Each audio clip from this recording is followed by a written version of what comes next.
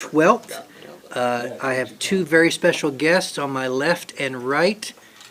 First, Miss Emma Stanfield. Emma is joining us this afternoon from the Boys and Girls Club. We're thrilled that you're here. And Mr. Jefferson Morlock. Also, so we have two, it takes two junior mayors to help me do my job. And I'm very, very grateful that they're both here. And they're both going to join me because the very first, well, no, we're not going to do Mark Fiddler first. We're going to do Bradley Assessor Stanley Thompson first. I read my agenda wrong. So the first thing is Bradley County Assessor Stanley Thompson. Sir, we're happy that you're here. Thank you. Especially because we can say you raised all this stuff and we didn't. Appreciate that. That's what friends are for. That's what friends are for. Go ahead. Thank you for being here with us today, sir. We're going to talk a little bit about the sales ratio study that's going on right now. Got a handout here. As I'm talking, as I'm moving around here, if you've got any questions, you can just phone me. That's fine. You understand? Just go right, go to the next slide. Appraisal ratios are used for several purposes. One is to equalize personal property. OSAP, which is our public utilities, that they're also benefit of the ratio study. And then we'll do the break. And then it also determines tax relief payments. And we'll get into that a little bit more. The ratio studies are performed every 2 years. We're on a 4-year reappraisal cycle. So what happens, we had our last reappraisal in 2021, and then they do a ratio study 2 years later, which we just performed. The next one, there'll be another one, but that's for the next reappraisal. What the ratio is going to show you is my values are frozen at reappraisal year 2021. Let's say you're at 100,000. We're not going to change that value until the next reappraisal unless you do an addition or a deletion to the property. Personal property and OSAP property, they're basically reappraised every year. They turn in their schedules and they're at 100% of the market value as they turn it in. So the lawsuits that were performed back in the probably 70s and 80s basically determined that those properties were being treated unfairly and they should receive the benefit of real property, what real property is doing. So what happens is, if I'm at 100,000 in 2021, and you've all seen the values increase, we're still at 100,000, and it's probably worth 150,000. So the personal property will receive that. I call it a discount. That may not be the right, but that's what I call it. The state does the ratio study. They use 2,200 sales. And once they were done looking at my values and what properties are selling for on the market in 2022, we're basically 28% below the market. And y'all seen how properties have been selling and increasing over the years. This is basically just a histogram, and most of the sales are here in the middle. We're looking at 1,500 sales, 1,100 sales there, and that's, you know, there's some outliers. You're gonna have some weird stuff out there that gets kicked out, but it's also included. Now, what I did, just to kind of show how our values are doing, I've got sale dates that were done in 2020. That's when our reappraisal, that's what the values were based off of in 21, sales in 2020, and then they resold. And you can see, you know, something sold for $330 in 2020, and in 2022 sold for $499, 51%. And that's just a few. I could bring more, but there's tons of them. But I wanted to use an example of some 2020 and current sales. And then down here at the bottom, basically, I got this from Redfin, and you get it from Realtor. You can see the median home sales from 2020 went from 195 to now we're at 292. And if you watch the market, you know what's going on with it. So what does all that mean? Well, this year, we picked up new construction. We're seeing new construction everywhere, and new personal property. My office, you know, if you're looking at tax dollars, you're looking at 913,000 new tax dollars. But with the ratio, personal property, if you turned in your, forms correctly and on time, you receive the benefit of the ratio, 28%. So basically, it's knocking off $957 off of their tax. So we're down in the hole there at $44,000. And then the bottom line there is property assessment for 235, and then with the ratio, we're at 179 million. Any questions on that so far?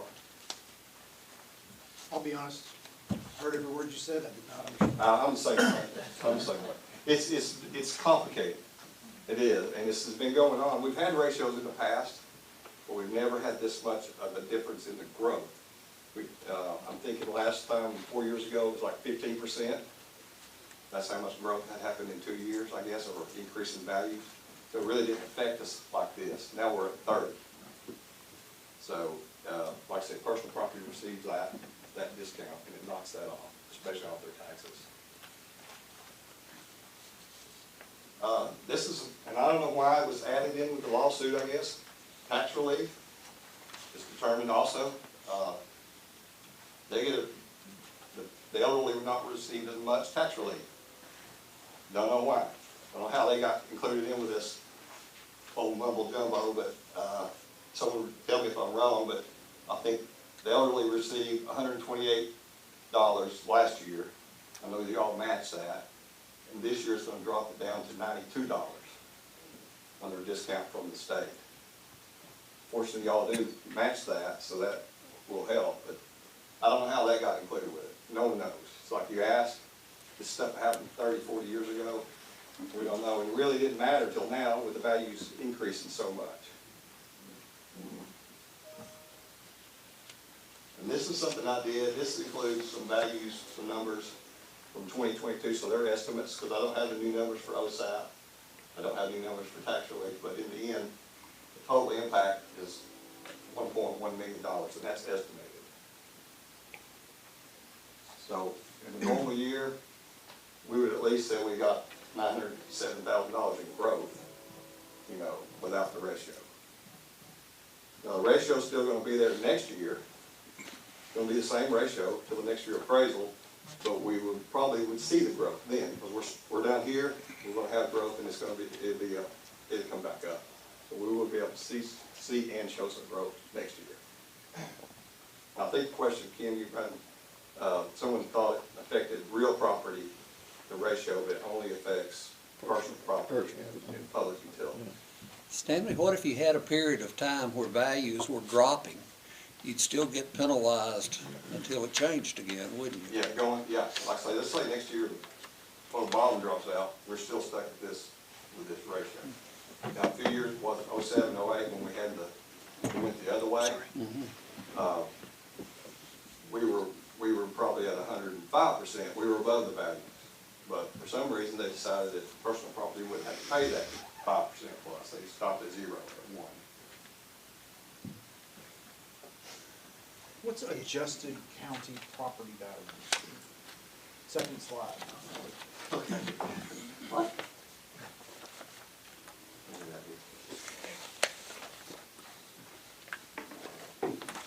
Right there, With the schools, adjusted county property. I'm not sure. I don't know. I think that's something that was added. I know that the funding is different now for education, but honestly, I do not know.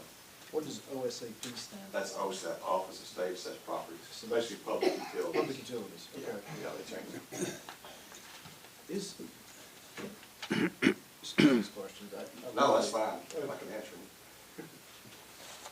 Because we have growth in our property values have gone up, we are then penalized on the personal property. Is that a fair statement? Well, you can look at it that way, but if you're on personal property, they feel like they're being treated fairly because they're not getting that, they're not stuck down at that lower value. They're having to pay a market value 100% every year. It's kind of like whichever way you want to look at it. But you know, the flip side of that is they have some pretty generous depreciation Yeah. rates. And there's been questions of that, on whether that schedule should be relooked at too, and that'd be at the state level. Is there anything going on at the state level or the Assessors Association that would address this? Yeah, we, as the assessors, have been looking at this for 4 or 5 years, but we've been saying, hey, this money, this is coming. The only remedy to this is go to, probably a 2-year reappraisal. Okay, and that scares everybody to death, but that keeps values more current and does away with the ratio. 2 years ago, Shelby County went to the State Board of Equalization, asked to be approved to do a 2-year reappraisal. They're probably the only county at the time that could do it with the staff. And they were denied that at the state board. Heard different reasons why. One was like constituents didn't want it because of values, and in my mind, I thought, well, that's FedEx. Because FedEx, with their ratio, was gonna save almost $30 million at the time. But then we heard then it was really, it come back, it was the cities didn't want it because the city, fortunately, y'all pay half the cost of the reappraisal in Broward County. That's basically the law. Those cities in Shelby County did not want to do that. They thought it was going to cost them more, which probably wouldn't cost them anymore. So now they're wanting a 2-year reappraisal. So I think 3 weeks ago, there was a meeting in Pigeon Forge. Comptroller Von Power was there. And I think he suggested that we look at going to 2, 3, and 4-year reappraisals. But right now, I think 2-year would solve it. What would it cost your office to go 2 years? Well, we kind of ran some numbers, and Arnold worked for me, he was with the state for years. We were looking at, if you did a 2-year reappraisal, and, see, right now, we have to review every property within that 4 years, so we have 3 years to review every property. So if you stay on that same cycle, we probably have to add 3 employees. If they say you've got to look at every property in 1 year, and then do a reappraisal, you're probably looking at 12 to 13 employees. So cost-wise, you can, I didn't put a dollar amount to it, you're looking at employees, looking at vehicles, so. On the data you gave us, it's 1.1 million. Yeah. What's the county's rate? It was a little bit less just because of the tax rate, but still, well, I'm sorry, no, it was more, I'm sorry. But we were like 1.1, I think we're losing like 1.2 million. So- Get from Over $2 million. If it's only adding 3 employees, it makes sense to go to the Board of Equalization and ask for that. Right, right. The problem is you don't find people that do it's They got a 20. training thing. Arnold's got 35 years in, and most of my boys are Yeah, they got 15 20. years in. Double. I don't know how you would get up going and running and doing it in 2 years, if that makes sense. Could it be contracted out? Possibly, but Does any counties or cities do that? not anymore. I'm going way back. Some of you guys remember this, back in the old days, they did first reappraisal. The guys from Florida came in and did them, and the guys from Florida's on the tables got burned up. Because they're from out of town, and people don't like people from out of town doing local property values, if that makes sense. But it could be contracted. Stanley, I know you had those examples up there, but do you feel like you're probably at a 28% discount? Yeah. Yeah, I was just amazed when I see the sales come through, what stuff is selling for, that, used to you put your house up for sale, you go in there and clean it up, paint it, and you don't even have to do that, just put it on the market. And I think it's slowing down, but there's still the values are high. What do you suggest? The only remedy would be probably the 2-year. And we talk at our assessor meetings trying to get stuff started. There's other ways of doing it. Maybe if you run a 4-year, then at that 2-year, possibly have what you call a current value update, which you basically take that ratio and apply it to everybody. And that gets you off that gets you back to 100%. The problem is not everybody needs to be raised 28%, if that makes sense. When we do a reappraisal, you've seen this, not everybody gets raised the same amount. You might have areas that increases quickly or some increases more. So we're doing that analysis the whole time at a CVU. Everybody gets the same, and that's not always fair. It'll catch up with you.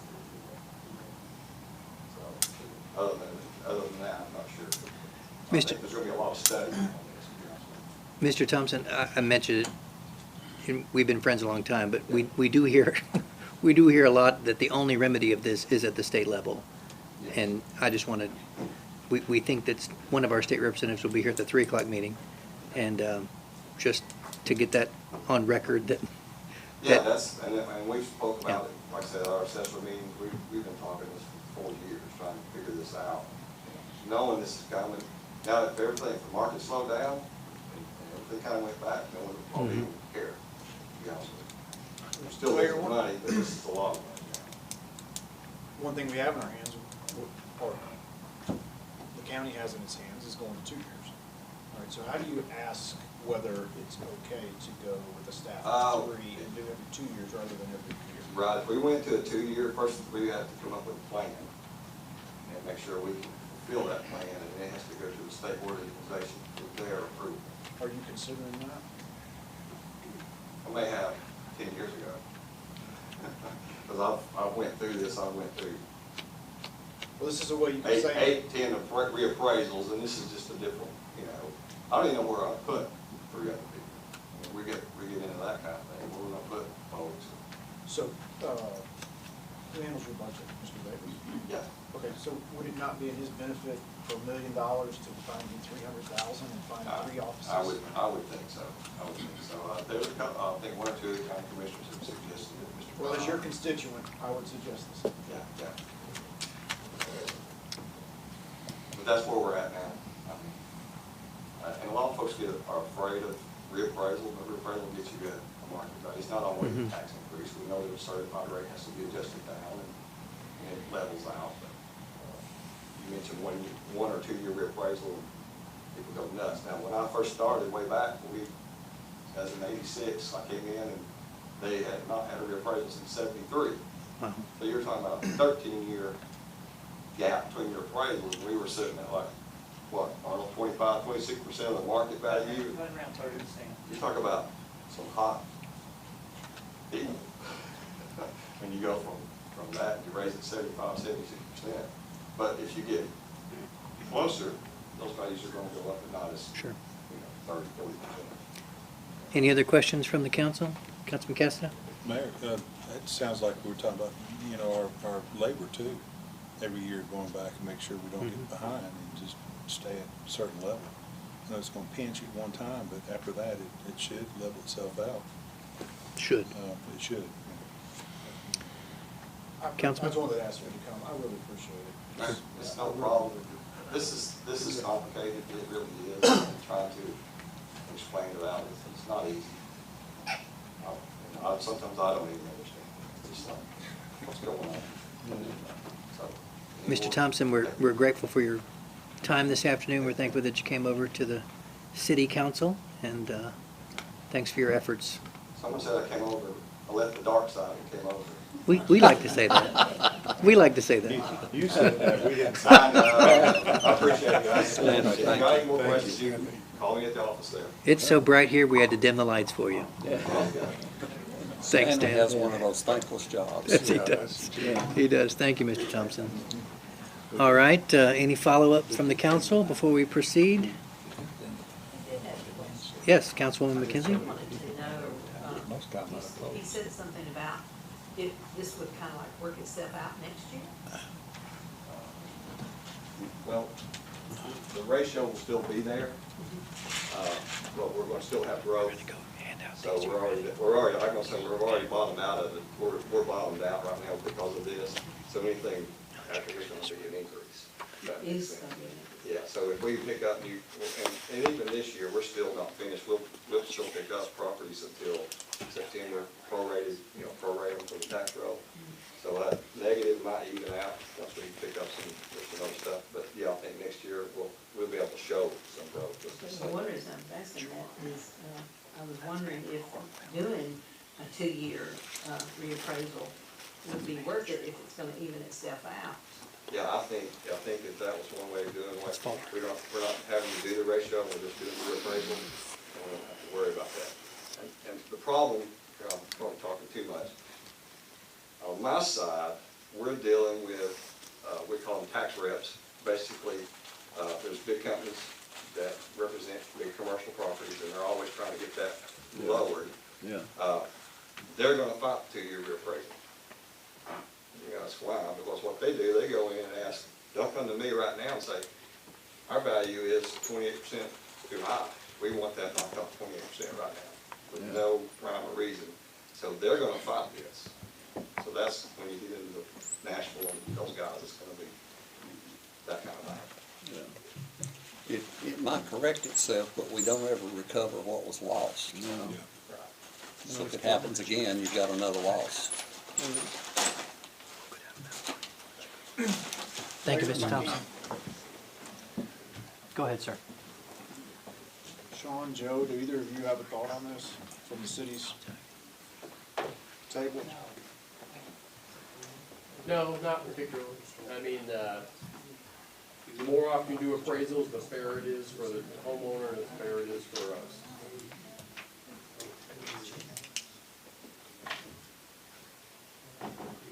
All right, Mr. Mark Fidler, the award-winning Mark Fidler. Could you please join us at the podium? One more time? All right, sir. It's good to see you as well. I have two junior mayors here to help us today. One has a special plaque. This is Jefferson, and his plaque says, "Congratulations on the retirement. Presented to Mr. Mark Fidler, sincere appreciation for your dedication of over 10 years of loyal service to the city of Cleveland.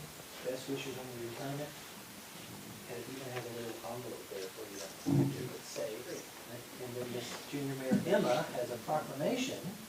And so, Mr. Fidler, on behalf of the entire city council, we have this proclamation for your day. You get to fly as fast as you want. Whereas Mark Fidler began his career at the soon-to-be Cleveland Regional Jetport on June 1, 2012. And after managing the Fayette County Airport in West Virginia for 5 years, you were previously manager of airline dispatch for Northwest Airlines, flew for Granite, FedEx, as well as a corporate pilot for Fortune 500 companies, accumulating approximately 10,000 hours of flight time. Okay, that's a pilot. That's impressive. Whereas under Mark Fidler's leadership, the Jetport opened on January 25, 2013, and in 2014, the facility was named Airport of the Year by the Tennessee Aeronautical Commission. The Jetport has now celebrated its 10th anniversary on January 25 of 2023, and whereas Mark has received numerous awards since the opening of the Jetport in 2022, being awarded Tennessee Aeronautical Commission Award of Excellence, 2022 Airport Manager of the Year, and a recent Tennessee Aeronautics Banquet, you're the recipient of the TAC Lifetime Achievement Award. I don't believe I should have brought some water. And whereas Mark has often said, "It's not just me, but my wife, Jennifer,"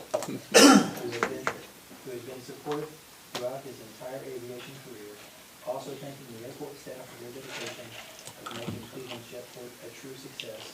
Now therefore, Kevin Brooks, Mayor of the city, and on behalf of the entire city council, we hereby proclaim today, June 12th, 2023, as Mark Fidler Day in Cleveland, and we wish you and Jennifer a long and happy, healthy retirement, and there is no ceiling on your plane, so fly as high as you want. Congratulations.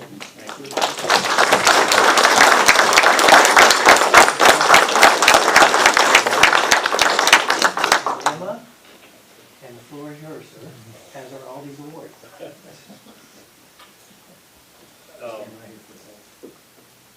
I don't know what to say. I wish. But thank you to everybody. This is not, I seem to be getting attention for all this, but it's truly a job that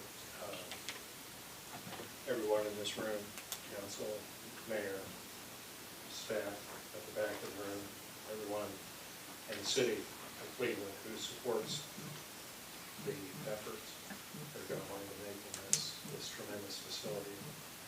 You all have good reason to be proud of the Jetport. It's a tremendous facility. It's growing, continues to grow. It's well beyond where we thought it would be in terms of development at this time. running out of space to build new hangars on it already. And, but I want to thank everybody that's been so outgoing about their support. And I still feel the best thing about this whole project, from all the work that I've done over the years, the thing that makes this particular project so special in my mind is the friends that I've all been associated with this project. Worked on bigger projects at FedEx and other places in terms of dollars and, size. But by far, friends that were generated as a result of relationships developed in Cleveland have been the most rewarding aspect of this project. I'm forever grateful for that. And again, I want to thank my wife, Jennifer, who's been so supportive. She supported leaving FedEx to come to Cleveland to start this project. And I couldn't have done it without her allowing her to be part of it. So, thank you again, everybody, for all the support and friendship over the years. Look forward to being part of the community and helping any way I can. Thank you.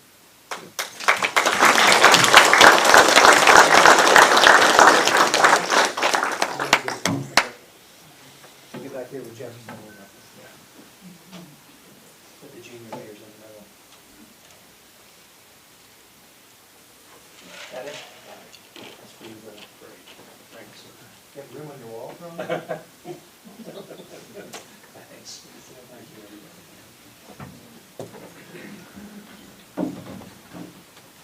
All right, Jefferson, I'll let you go first. We got lots of mayors today, dude. All right, this is also, in addition to special presentations, the time for public comments. Vice Mayor Johnson indicated there might be someone here to speak who contacted him, Mr. Ross, as I recall. Anyone else? I see the award-winning, speaking of award-winning, there's the top 50 in North America, Doug Barry. Congratulations, Mr. Barry, on your top 50 designation. I also see our interim fire chief, Rockulo, is here.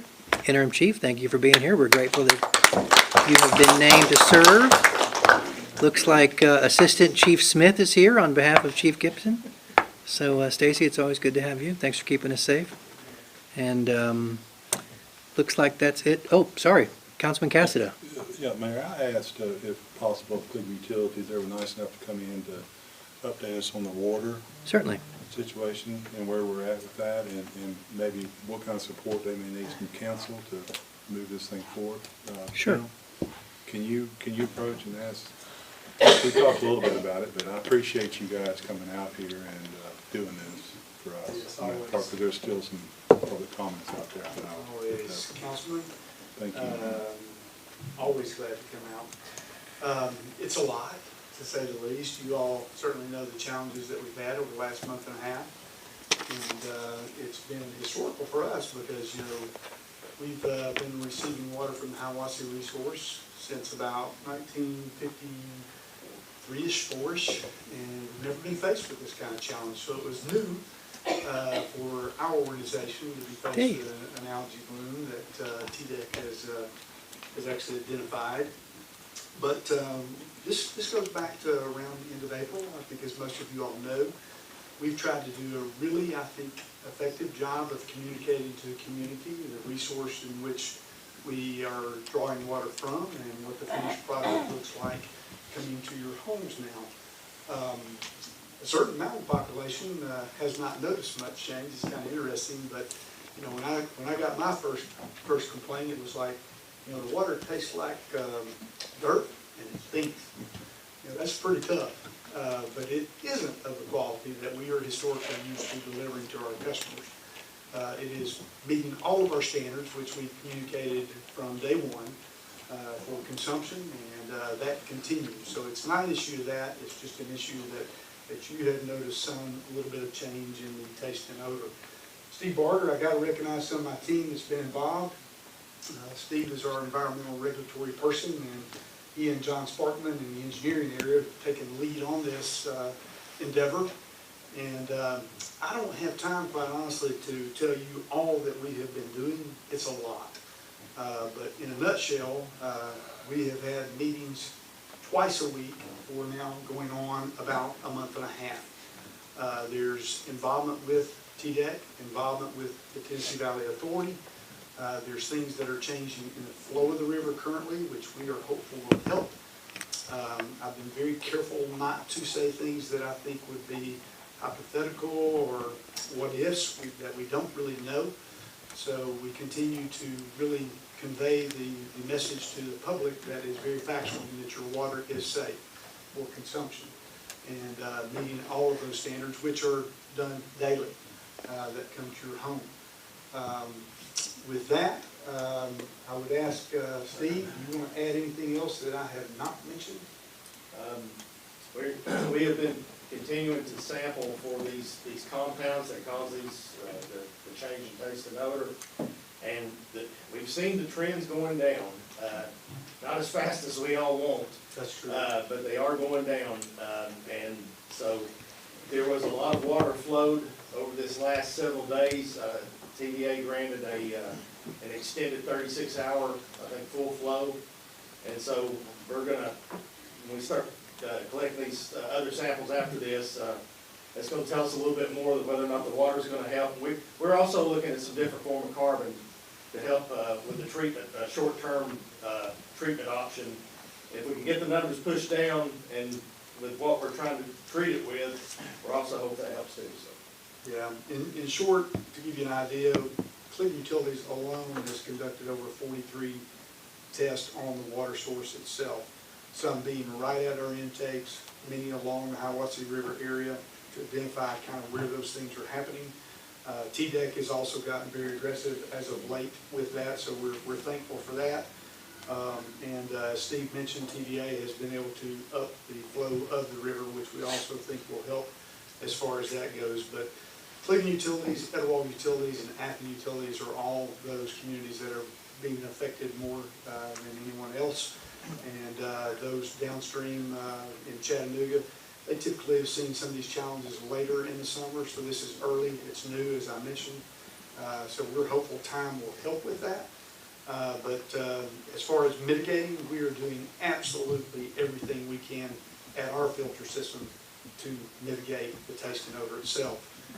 But you have to be careful with that. If you add too much, that can affect other things. So luckily, we have an incredibly talented staff to monitor what that looks like and to make sure that we don't mess up anything else, so to speak, would be the best way that I could share that with you. But again, any other questions or comments at all? No, I don't, Tim. I appreciate you and your team both coming out here to give some clarity to what's going on for the public, and hope Tim reports this on a good merit basis that you all are doing everything you can in order to correct this thing and get it going in the right direction. Absolutely. I can say from what Cleveland Utilities and our filter plant operations, we are 100% doing everything that we can on our side of the street, so to speak. But what is there in the river system itself, that's something that time will tell what TDEC and TVA are able to contribute in behalf of making flow stronger, and hopefully that algae bloom will subside sooner than later. But yes, I'm with confidence able to tell you that we are doing 100% all we can do from our side. Any other comments or questions from the council? I would just ask. Councilman Hughes. The questions that we get, Tim, we say the water's safe. That's the main thing Yes, sir. when they ask us. So there's no problem with the water. No, sir. No, sir. Okay. And that's what we have tried to very effectively convey in terms of, there are standards in which we have to test that water before it's ever delivered out into the system. And all those continue to meet all the regulatory standards that the state of Tennessee requires. So yes, you can make that statement. Good. With confidence. Mr. Henderson, while you're here, I would like to take the opportunity to thank you. I understand you had a 20-inch water main break over the weekend, We did. which is the massive We did. pipe. served thousands of people in the quick and prompt communication from Cleveland Utilities, Yes. as well as the overnight and prompt repair. You and your team, please express our appreciation. Yes, thank you so much. I think some of those crews are probably still catching up on some rest, I would suspect. Wow. That was about a 24-hour nonstop endeavor, and it still takes a little bit of time. So if you see some hydrants flowing, you think, oh, wow, that's a pretty big leak. That's intentional. That's part of flushing that system and getting the water back to the clarity that we want that to be. But thank you for recognizing that. Thank you for being here today. Absolutely. All right, we'll ask one more time. It's good to see David Goodwill with City Fields and his crew here. Anyone else for public comments? Hearing none, we will now ask for City Manager, Mr. Fivas, for your report to the council. Looks like it's been a good week. I would like to thank Christy Brandon. Someone said you sent me the new revised Robert's Rules of Order, and I actually read these things. So I just want to say thank you. Is that cure your insomnia? It's good for those overseas flights, I'll just say that. Well, thank you, Mr. Mayor and city council members. We have a few items to go over. Give you some updates on some items, and we'll review the agenda. First of all, I want to make sure everyone has on your schedules that we are planning to have the Mosby Park re-grand opening on at 12 noon on July 10th. And that will be obviously at Mosby Park, and we'll have a meeting after that time. So make sure you invite your friends and family. We do have special commemorations for Grace Tucker. Do we have that yet, Patty? Yeah. And then we have something for Miss Jessie in the playground, and we have that one. And we have that okay. And so we'll be honoring the Tucker family and the Miss Jessie family, and we'll do those in separate pictures and ceremonies on doing that.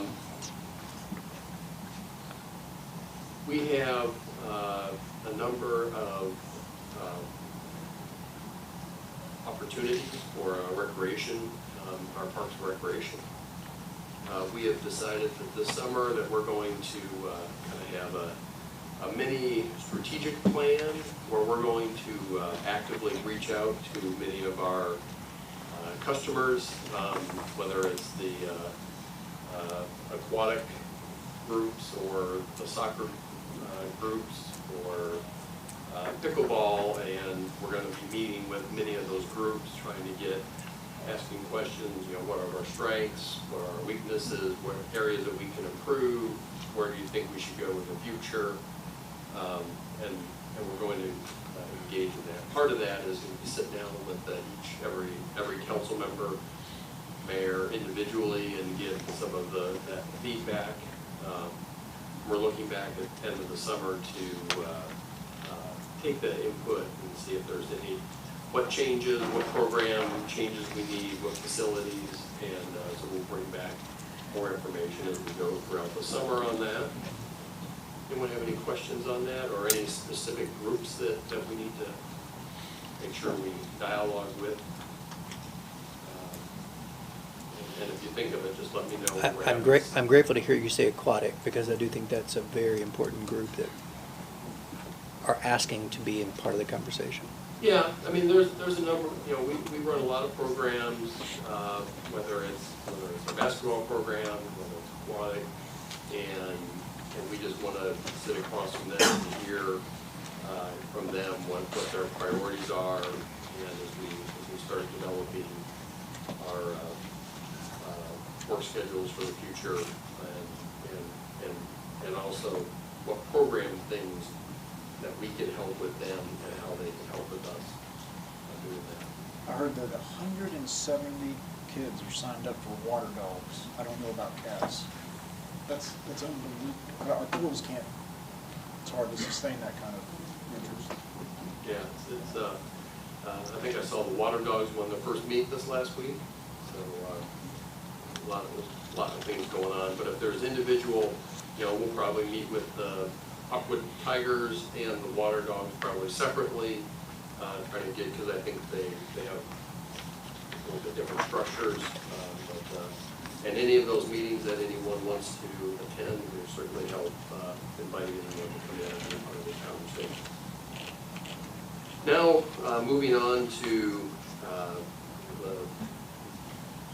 all the good news that we've received in the last couple of weeks. As you know, we received the RCE grant, for $27.5 million. A lot of the credit goes to, I think actually the city council for, one of the reasons we think we got this is because we did the work on getting the planning grant up front from the RAISE grant, and I think that helped in contributing. But more importantly, Greg Thomas did a lot of the writing, Dave Shealy and Robert Barnell were working hand in hand on that to be able to get that. At our next meeting, we're going to give a much more lower level analysis on what this project means. It's obviously a bridge going over the railroad divide at 3rd Street. What does that mean? What are some of the issues that we're going to have to work through? What's the purpose of doing all of that? And next meeting we'll have a lot of detail on that. One thing, and the reason we're waiting, because we have to get some information. One of the things in the grant is that it needed us to complete the planning grant, which is the whole corridor from Inman Street all the way down 3rd Street and how that all connects in. They may require us to get that done before we start design on the other. So we need to talk with the Federal Department of Transportation to see what their requests and asks are. The good thing is we have to go ahead and have everything obligated as far as the funding for the RAISE grant. That happened last week with all these other things. So you'll start seeing public meetings coming up probably in July. We have to select a consultant to help us with that, and also the Tennessee Department of Transportation has been reaching out on several occasions in the last couple of weeks, asking on how we can partner on all of these things, and that's certainly we're very excited about that. So next week we'll bring a big presentation, what it all means, what a timeline is, and a lot of those questions. Anyone have any quick questions on that? No, the only thing, Joe, everybody I've talked to, they expect something to happen, just instantly when you get a grant like this. But the timetable, and you're saying that you'll have something later on the timetable? Well, we want to see what are they going to want it linear? You do the RAISE grant from which is just a planning grant. Are they going to see to start to finish and then start the other project and then go, which will be probably about 10 months on the planning grant before we can even get started on the $27.5 million. Yeah. The way we wrote the grant is that we think we can start the environmental design on the $27.5 million, which will probably take about a year or so to get through.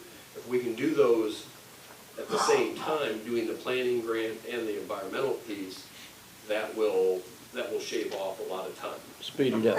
And we don't, I'd say I didn't want to come and give you a definitive answer on that, but that's how we wrote it, so that you could have some running two courses at the same time.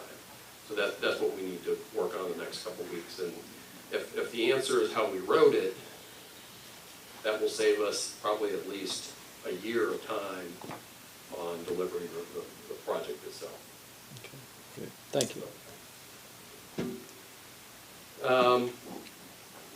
If you recall, a few years ago, we got a grant for connecting the Willow Street Greenway with Inman Street, and I guess I call it the Starbucks connector.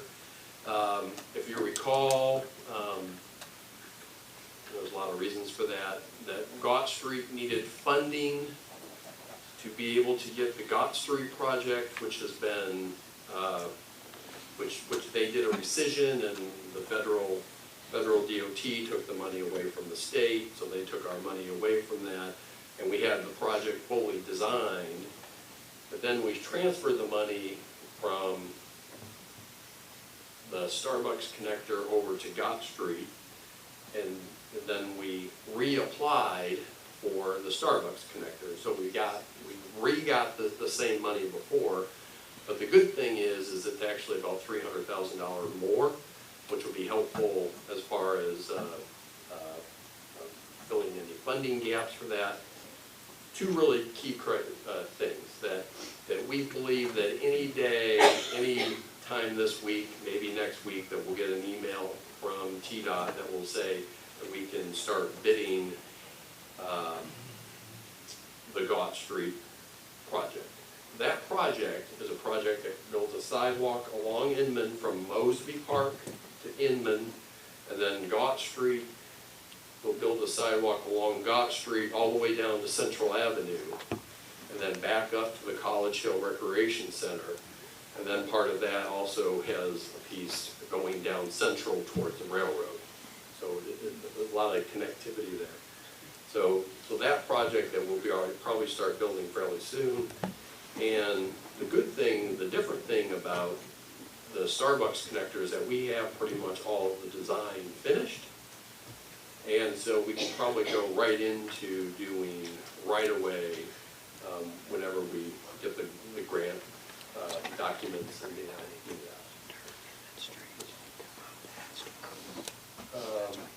Have we heard anything on the Gott Street? Not yet. Any times? Yeah. Yes. But they've surprised us before, but we don't think that. Something surprises us. So that's $1.5 million. And then last week, we also received probably the last bit of ARP money, which is for stormwater, water, and wastewater. This is a grant that Cleveland Utilities and the city are partnering. They're doing some, I think, a water project, and he's doing some wastewater and water planning.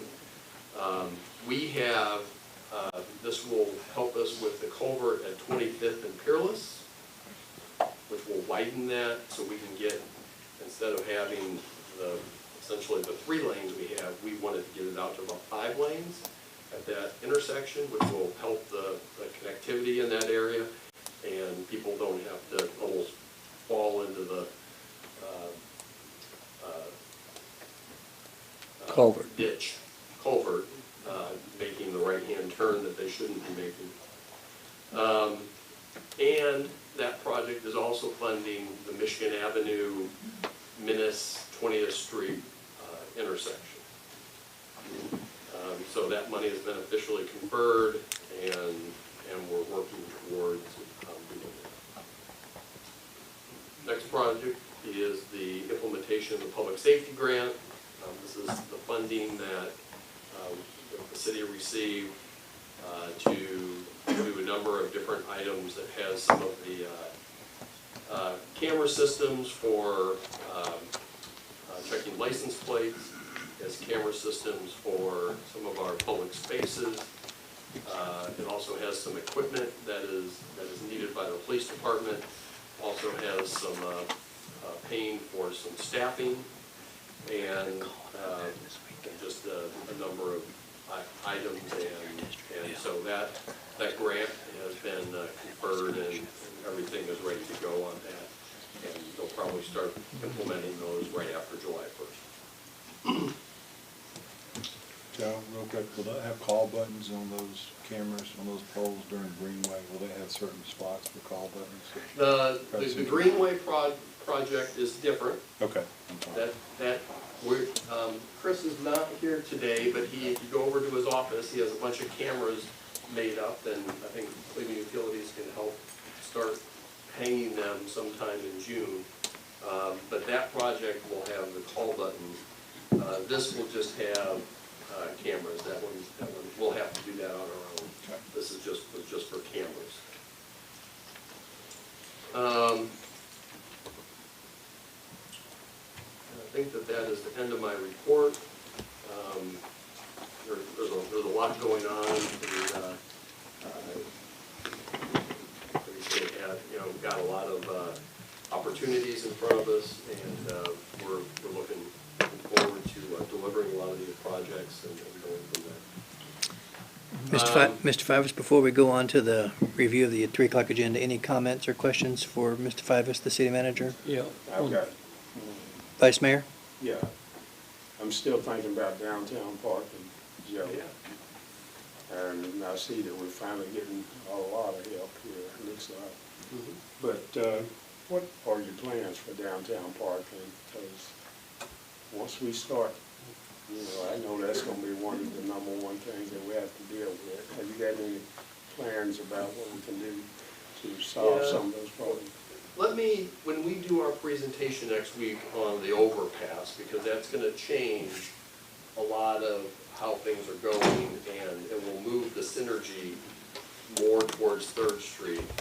I will include a section in there, and we'll specifically talk about downtown parking. Okay. On what our options are, what our needs are, and how this impacts a lot of that, Okay. if that's okay. How about the old Whirlpool site? Have we got any confirmations on the old Whirlpool site, or any plans about what we intend to do? Well, we have an official offer from the company that owns it, and we're having dialogue and trying to figure out what our options are. So there's things happening out there on that as well. Okay. So, Thank you. Councilman May? Yeah, Joe, the Galt Street project you're talking about, there may be funds to come from Galt headed towards Railroad, from Parker to Edwards to the railroad. What about that section? That's part of a city project that we for a long time, we had that as part of a MPO project. This last year, we have told the state that we're canceling that from their. I know about that, but Yeah. timetable. Will the Galt Street project and the city's project work together Yes. to create from Parker all the way to Galt, College Hill?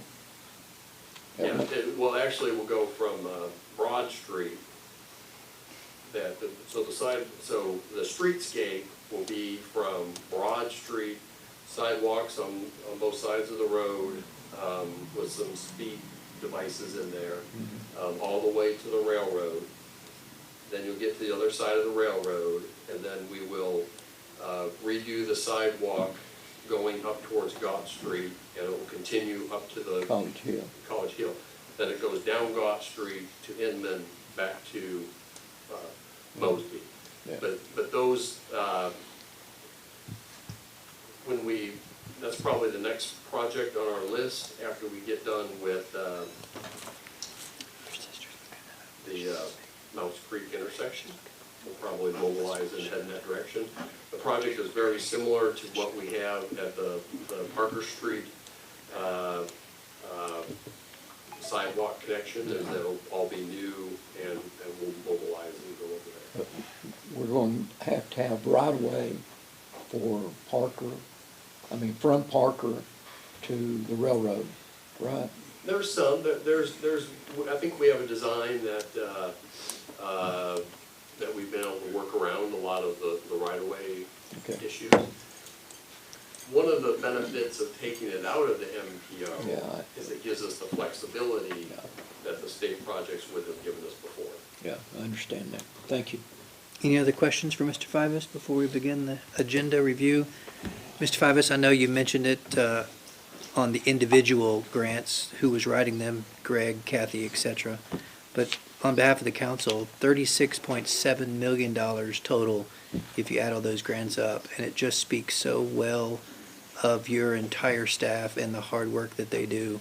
Grant writing is one of the most difficult and most unthanked jobs that we have around here. And so on behalf of the council, I just want to say thank you to the staff who did just a yeoman's task in achieving almost $40 million. Thank you.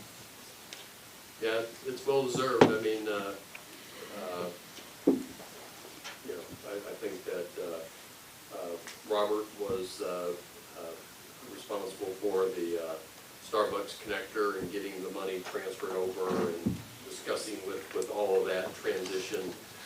Kathy, along with Brian Beck, were responsible for the ARP stormwater, and Mark and his team, Evie and I think Hartwig. Nathan Hartwig and Daniel. And Dave Gibb were responsible for drafting those. I tell you that public safety grant was probably one of the best grants I've ever seen submitted. I mean, they did an outstanding job on that. That was, in all senses, that was a competitive grant. That was not, I think 500 of it was not competitive, but it was, they had to go toe-to-toe with all the big police agencies in the state for that money. And what also made that a little bit more complicated, in a good way, I guess, is that we also, that grant, we also had to partner with Bradley County Sheriff's Office. And so they also have their share too. So it was a joint project, and we were able to, I think, be very successful. Great, thank you. And we appreciate the kind words. Moving on to the agenda, we have one public hearing today, and it's one ordinance for zoning 1.5 acres on 20th Street Northeast, which is light industrial to general commercial. My understanding is that this is for a doggy daycare facility, and more about that. We have the mayor's reappointment for the housing authority.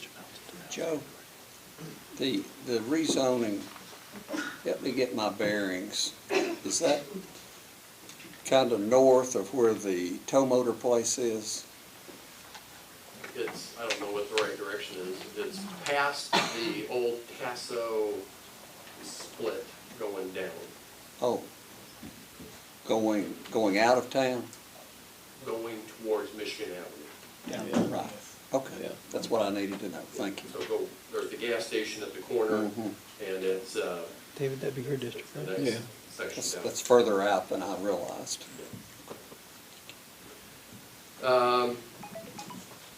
Consent agenda, we have amending the 23 budget. This was already voted on at the last meeting. Item B is sign a letter of engagement for Wedgewood Accounting for the audit services.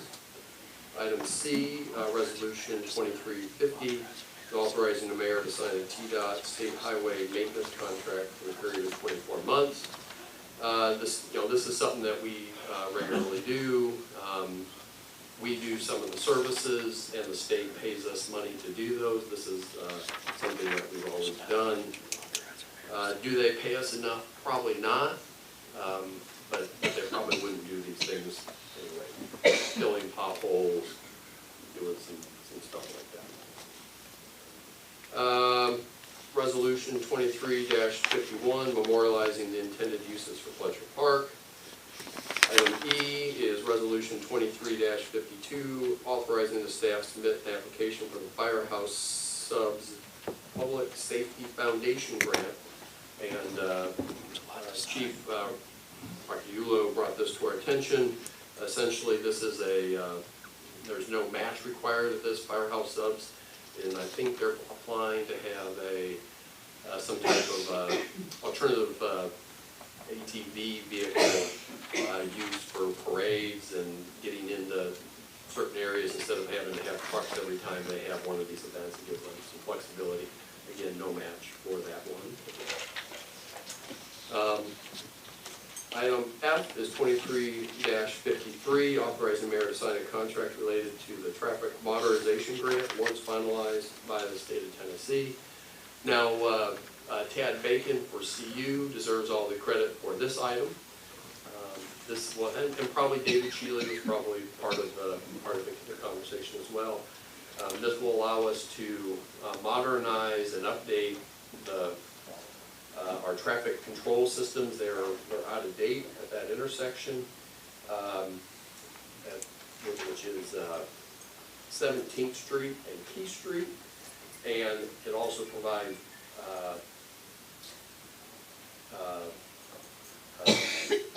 the flashing time, so people, for crosswalks, flashing crosswalk signs in that area. They received this grant, and it will help modernize that intersection.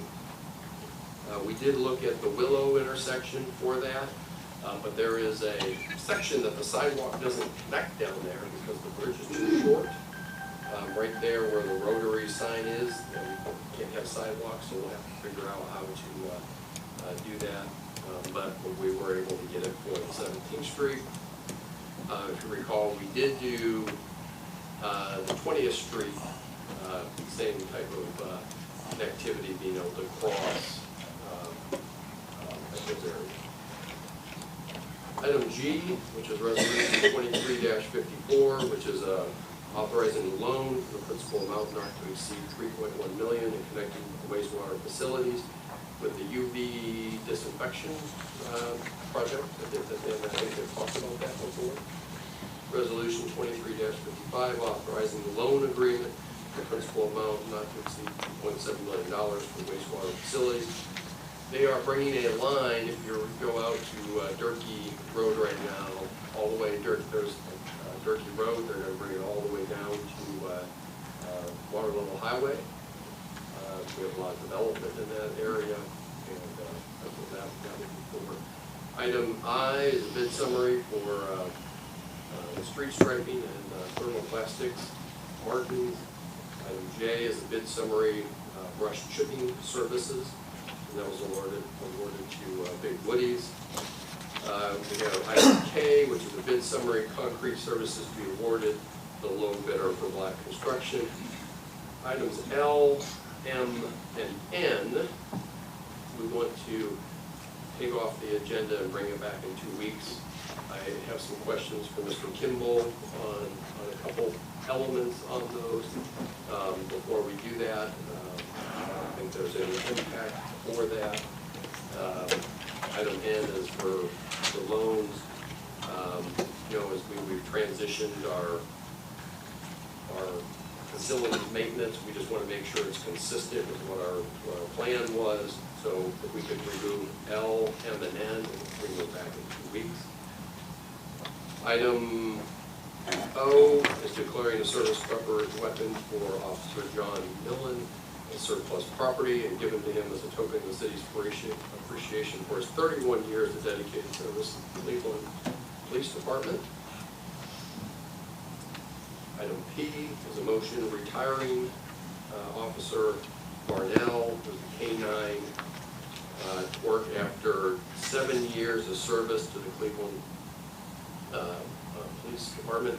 Essentially, that is the actual dog, I believe. So that we're retiring that service animal. When you're with the dog and you have that, sometimes it's hard to go to a different owner. This dog met our qualifications with age and experience to be able to let it be with its owner and do the official retirement. item Q is a motion declaring the service weapons for Sergeant Mark Darnell's surplus property and giving it as a token of the city's appreciation for the 26 years of dedicated service to the Cleveland Police Department. And item R is declaring the service weapons for crime scene tech Shane Clark as a surplus property and giving it as a token of the city's appreciation for his 25 years of dedicated service to the Cleveland City Department. A lot of retirees, and we're sad to see them go, but happy also that they can enjoy their years of retirement. And item 10, which is our only business item, is the zoning on 20th Street. 1.5. Any questions on the agenda? Removing L, M, and Ladies and gentlemen of the council, any questions? The junior mayors and I were discussing if we should get Torque the dog a retirement plaque like we did Mark. We're not sure. Possibly we should do that. Not yours, Mark, but Couple bags of dog food. another plaque. if you dare, we will bring them in. All right. Any other comments or questions for Mr. Fivas? I think we've got time. And I just want to make sure is, you know, that Torque is a very valued member of our Sure, of course. our service. And we don't, I know that Chief Gibson and Chief Smith don't take it lightly of just giving away a dog that's been trained and all that. There's a protocol and how you do that. But, you know, that animal has served us well for a long time. I've got one question, Joe, as far as dogs go. How much is a dog like that cost a municipality or somebody to go out and train? Upfront are anywhere from, it can be $6,000 up to $10,000 just for the dog. Once you provide all the training and things that takes place, there's a lot of investments to that. Thank you. And one good thing is I believe that the public safety grant that we were just talking about, one component of that is buying a new. Sure. Replacing the dog. Three. Three new canine animals, so the state gave us the money to be able to take that, so that's. How do you determine who gets the dog? Is an officer apply for it? Do they have to be there so long? Yeah, it's What's just like the- any other specialized position that we have, like a school resource officer, community officer, whatever it is. There's certain qualifications, so many years of service and kind of their career track and different things like that plays into it. And then once they apply, they'll go through an interview process, and then everything from the officer's training to experience, how they think that they relate to the dog. The dog is a huge responsibility because you have to live with it. Huge. 24 hours a day, so we have to have somebody that's going to be responsible to take care of this dog. And schedule things when they go on vacation, the dog has to be cared for them, they have to put a kennel at their house. And so it's a big, big responsibility, and it's a long-term commitment, is one of the biggest things. So there is an interview process, there is qualifications that have to be met, and then after the applicants put in, the pool put in, you got to choose the best person. Thank you. Mr. Mayor, there was one more piece of Certainly. information I just got, is that we received yet another grant. So it just keeps on 2 months. coming in, that we received the Tennessee Arts Commission grant for $5,600 to put on dance, youth dance classes. Perfect. So that just goes in line with Absolutely. throwing money at us, I guess. But it's all good. Good news. Questions we can help? Any other questions from the council before we go to our reports from council members? Thank you, Mr. Fivas. Great report, great progress by you and the staff, and a great review of the 3 o'clock agenda. Any questions from our junior mayors? Okay. Reports from council members. We begin today with Councilman May. I'll wait till 3 o'clock, Mayor. Yes, sir. Councilman Hughes. Likewise, Yes, sir. Councilman Webb. 3 o'clock, Mayor. Yes, sir. Vice Mayor Johnson. Mr. Mayor, I've got a few calls on Waste Connection, and they distribute the containers, the new containers, and a lot of people in our city's got those, just about everybody. But This is one lady called me, and she said that they did not put any out for the churches, and the churches use them too. And I'm thinking, well, my church has 3 that they put out, but they did not put any out there. Is they still gonna be able to pick up from churches, or they want them to be commercialized? Mr. Fivas, I'll let you respond. Dumpster, or have they Yeah, said? the service levels don't change at all.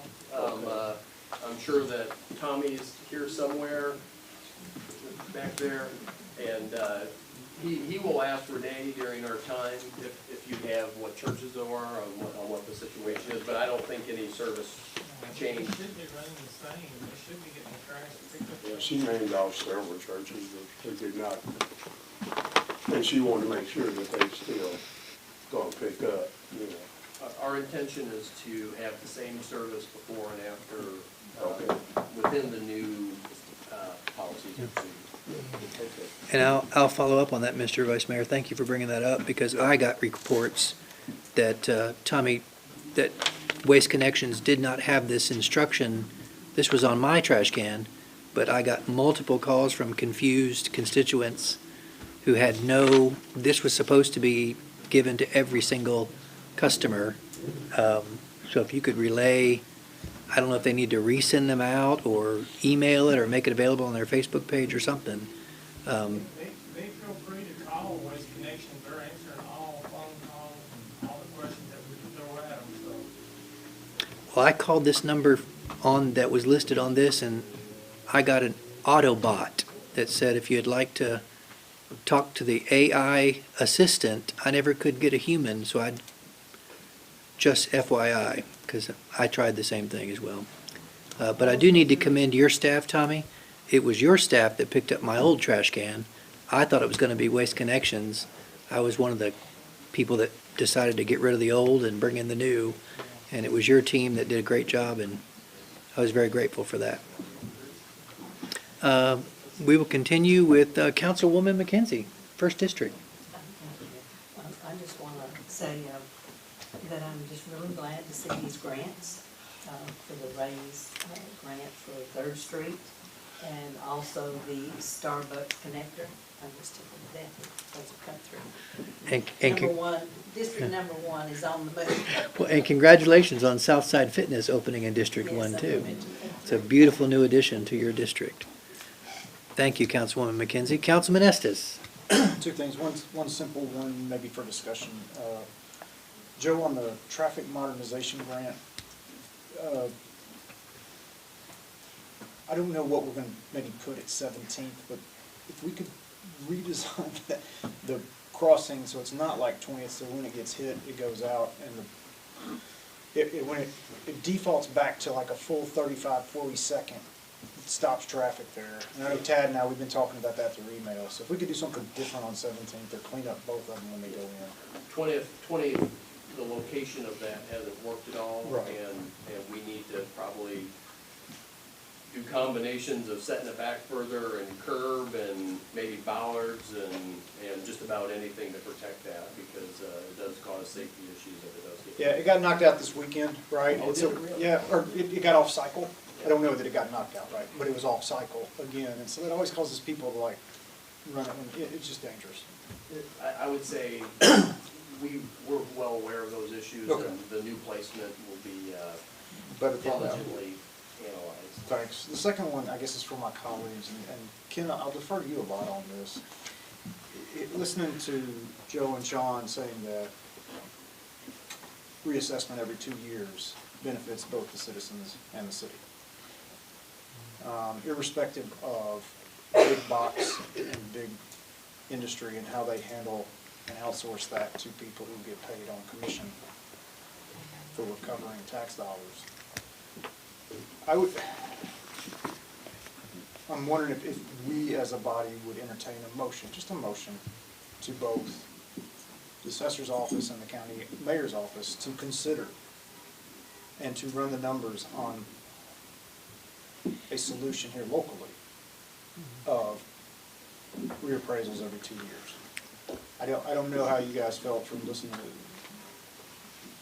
Stanley's presentation, but if, and I defer to you, Ken, I mean, I know you know this much colder than I do. It was, Stanley, you correct me if I'm wrong, but it was my understanding that even if you had the funding to do the 2-year appraisal right now, it would not be allowed by the State Equalization Board. Is that correct? Will it have to be approved by them? You'd have to be approved. Come up with a plan and be approved. And the last one that requested that was denied. With Shelby County, but they are reapplying. I read it last week on the article, they are going to reapply and try again. When has the state ever done anything for Memphis?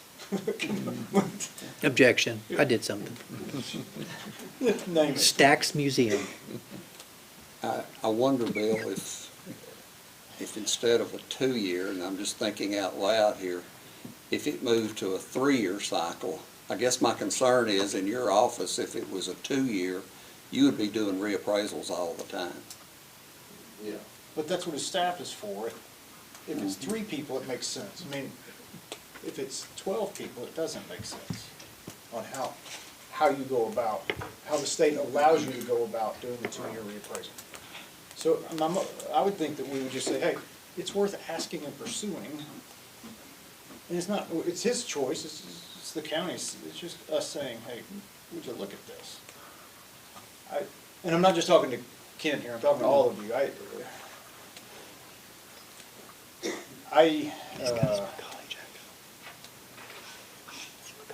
It's a regressive tax. At the end of the day, it's a very regressive tax on the poor. I think it would just be a recommendation. That's Because I think it. Because I think the county would actually would probably Correct. be the ones that would make. That's what I'm saying, it's just a motion on our part to ask them to do it. I know we have no Be authority, a resolution of support. a resolution or, whatever you want to call Yeah, it. but we can't, we're not sending it to the state, we're sending it to the county. County That's Commission. correct. Yeah, Our the judge colleagues. said that- Well, also to his office, to the assessor's office. Right. It's something formal. How about if we had something that said, look at all available options, including a 2-year appraisal? Yeah, and in this motion, thank the assessor's office for coming and talking to us today. Seriously. Yeah. I mean, I appreciate it that much. I know it's silly. One thing to look at, this would not go into effect for another 2 years. We couldn't ask for the plan. In 25 is our next reappraisal, and as soon as we start 25, we have to submit a plan for the next reappraisal. So, who knows what. So if we did a 23 resolution, we could not ask for it before 25, or it wouldn't go into effect until, Right, we wouldn't submit a plan until 25 okay. for the next reappraisal. Could he submit it before? If you're gonna change it, or is it gonna stay on 25? We're right in the middle of the cycle now. So you submit it now before starting in 25. Yeah, So that's it's what not I'm that he saying. can't submit it. Got That's it, what I'm saying, got you it. submit it, so it can be approved. And again, so Ken, you said earlier, lost. Well, we're lost this year, we're lost next year. Yeah. We're already, our hands are tied even for next year. But I think, why sit around and say, oh, our hands are tired? Let's put us in a position where if things change, we're already at the front of it. So you're It's already trying set. to be proactive to, And there's nothing we can do, we're just Instead of encouraging the react. county commission, the county mayor's office, and the assessor's office. That's it. Can you Encourage, put that on the new agenda? I'll make that motion. to that encourage effect. and thank, yes, Encourage and thank. so be it. That's all, Mayor. That'll be under new business, item B, as in Bravo. All right. Councilman Cassidy, Yes, Third Mayor. District. Thank you. Real quickly, Joe, again, I want to thank you and your staff and everybody on these grants, like Councilwoman McKenzie did on these grants. It makes a huge impact in our city and what they do, what y'all done in order to obtain those grants. So thank you so much for that. Second, the J-turn on 25th Street update. Is there any update on that for McDonald's and Cleveland Utilities? Do we have, I mean, it's not been brought up in a while, so I just wanted to know. He likes your Macaulay jacket. Tell us about He the likes your J-turn. Macaulay jacket. Matches his belt. I didn't even refer to him, I'm sorry. I know we've talked about it some time ago, and I just wanted to know where the update was. What's the question? J turns on 25th Street. J103. TDOT is, I would say probably in their 8% design. Okay. Yeah. So when do you expect to go into after that? I mean, I'm not gonna hold you to it, but is it 2 year, 3 year, 4 year? I would say it's probably a 24 project. Yeah. Okay. Let and start construction in 24. Okay. Yeah. And what will it do? It will address safety. We took a look at crash rates at a couple intersections, most notably 25th and Guthrie and 25th and, is it Vista? Vista. Vista. Yeah. And both of those intersections exceeded our allowable crash rate. Right. So the state applied what's called a J-turn to alleviate those concerns. And it's pretty much going to eliminate, when you're pulling out of Guthrie from either side or pulling out of Vista from either side, you won't be allowed to turn left anymore. Okay. You'll have to turn right and find a suitable U-turn location. What does that do to Cleveland Utilities as far as the big trucks going in and out? I mean, where were they? If they want to go to the interstate, they're going to have to turn. If they want to go the interstate direction, they're going to have to turn right. Okay. I'm just concerned about them too and the trucks and stuff, so. If you look at that intersection, it's actually, the two sides of Guthrie are staggered by 50 feet. It's abnormal anyway, so that's what it's going to do. Is that gonna still, be able to cross, go all the way across? No. No. That's just gonna close that? Yeah. You'll be able to make the left ends, make the right outs, but the crossing maneuvers and the left maneuvers will be eliminated with that design. Okay. Much safer. Much safer. As I recall, Chief Smith, there was an accident this weekend at one of that exact intersections. Yeah. I just assume. No, go ahead. On the McDonald's side, that's Hank Smith Street now, That's correct. Correct. instead of Vista, right? Correct. Okay. Correct. Yes. Mr. Fivas? The most important question, will your project get rid of all of our dead plants along that 25th? Rocks. Well, I don't know if it's as a result of the project from just to the east of Sonic to almost West Side Drive. Yes, we will see probably a 50% elimination in those. More if you prefer. If that's, I prefer. if that's We're not Santa Fe, we'll New make that Mexico. request. I like the trees there, but the bushes would go maybe grass or just mow or something like that. I mean, I'm just thinking out loud. Jonathan, just pay attention to stormwater, Yeah. because that's what that does. Correct. It's a big thing. It's a huge drain. And that's why a lot of that elimination is done in the project right now. Okay. They're coordinating with Brian Beck for all the. Thank you. Thank you. Thank you, Mr. Shealy, for coming forward. We're always happy to hear from you. Thank you. And the last thing, Mayor, if I can, I spoke to Mr. Joe Moore, and he is still willing to give us a city property on Harrison Circle.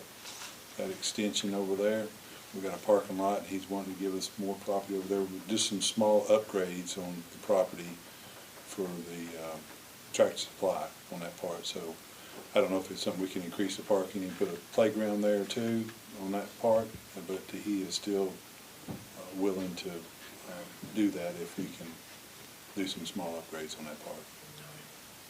So, Thank you, I'll Councilman. Get with Joe and find out where we can do from Certainly. that part, okay?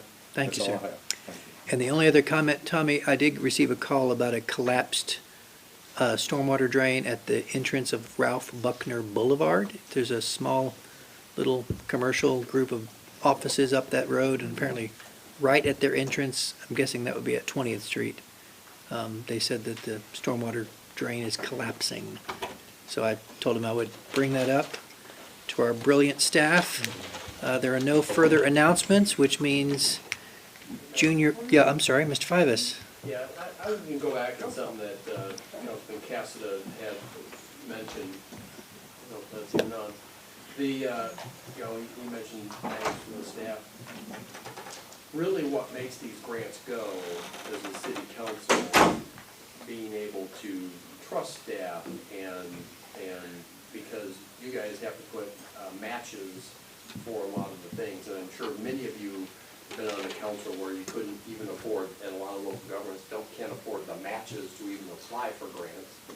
So I think that that's an important piece of that is the fiscal stability that the council has brought allows us to take some risks and to go and apply for these things. And I think it's it's an underestimated, and we don't talk about it as much, but it's an important thing as far as for us to be able to do that, because a lot of times, it's not worth applying for the grants if you can't pay for the map. So I think that it's a system-wide accomplishment, and we appreciate that. Thank you, Mr. Fivas, and yes, we do very much appreciate the staff, and I appreciate our junior mayors, Emma Stanfield and Jefferson Morlock. Junior Mayor Morlock, if you'll hit that 3 times, we'll be adjourned till 3 o'clock.